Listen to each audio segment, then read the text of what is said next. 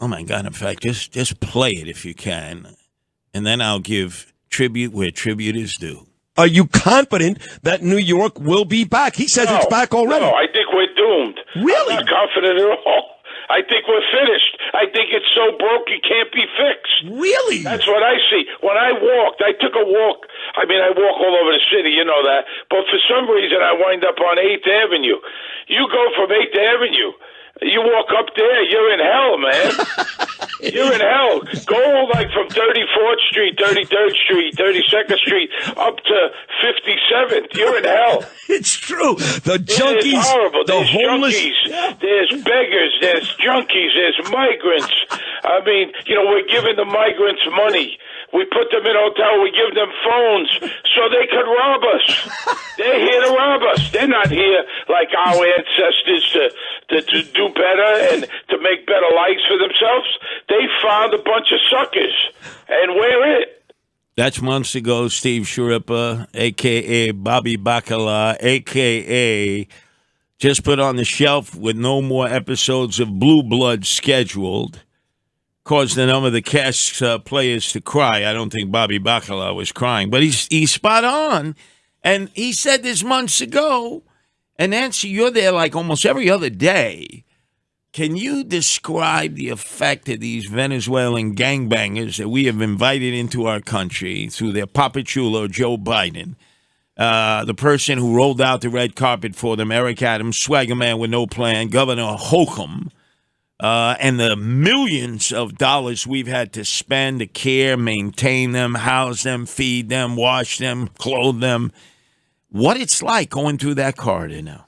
Yeah, it's not too much to say that's good, because you just have a lot of people loitering around. Mostly younger people. So it's split up into either people with little kids, strollers, or selling the candies, little kids, or the teenagers. See, that's the more disturbing thing. Like groups of young teenagers, and they also kind of rove on the wander around the subways. So every time you go in the system, you see groups of people standing there, kind of like, in my opinion, it looks like they're casing the entire platform, because they're not getting on any trains. It's just very uncomfortable feeling in general to see so many people who are loitering, and that's deposited among all the people who are sleeping in the subways, and then the crazy people in the subways. So it's really just gotten out of hand. The 8th Avenue is, unless you're forced to have to walk on that street, I mean, there's really no reason to. It's horrific. And it's only gotten worse.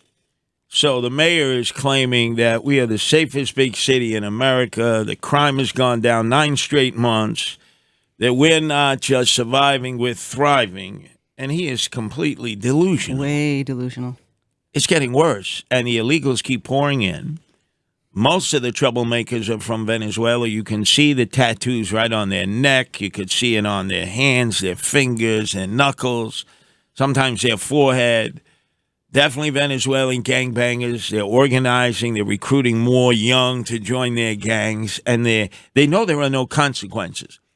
Now, with all the talk about once Trump gets elected, if he's elected, he's going to do a mass deportation, or at least round up the criminals first, those who have clearly committed serious felony crimes. I think we can all agree. Yeah, correct. You got to deport them. Except I got to be the bad news bear here. Where are you going to deport them to? Their country of origin, I guess. There's a consulate that you have discovered, the old Venezuelan consulate. Yeah, right across from St. Patrick's. Right. It's boarded up. Mm-hmm. I mean, can you imagine between 5th and Madison Avenue, across from St. Patrick's Cathedral, there is the old Venezuelan consulate. The flag is still flying, and it's boarded up like an abandoned building in the 70s in the South Bronx. Mm-hmm. They will not take any of their citizens back. Mm. You can't send them to a country where there's no reciprocal agreement. So right now, Venezuela will not take anyone back. Ortega in Nicaragua will not take anyone back. The Cuban dictatorship behind the sugarcane of Fidel and Raul Castro will not take anyone back in the dark, because obviously they have no electricity and there's no lights. Mm-hmm. It's a country in decay. They won't take anyone back. Haiti, that has no real government. It's run by a gangbanger, a guy named Barbecue. They will not take anyone back. So possibly when President Donald Trump gets elected, if he gets elected, he sits down, he makes deals with these totalitarian dictators to take their own people back, basically bribe them.